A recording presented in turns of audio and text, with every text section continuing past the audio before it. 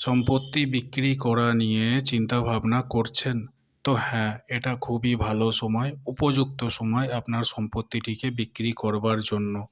আপনি ভালো খরিদ্দারও পাবেন, ন্যায্য দামও পাবেন, যা আপনার মনে খুবই শান্তি এবং তৃপ্তি দেবে। কিন্তু সাথে আপনাকে কিছু সতর্কতাও অবলম্বন করে চলতে হবে, যেটা ইউনিভার্স আপনাকে আজকে গাইড করতে চাইছে।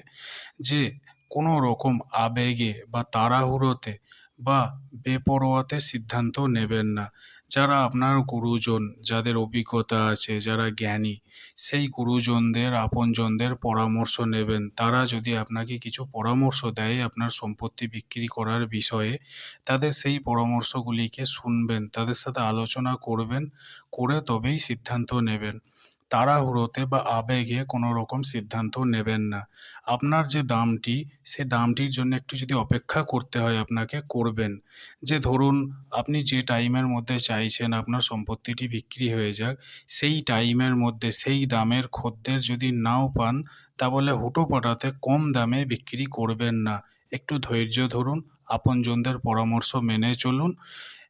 দেখুন সব ঠিক হবে, আপনার প্রপার্টিটি ন্যায্য দামে বিক্রি হয়ে যাবে।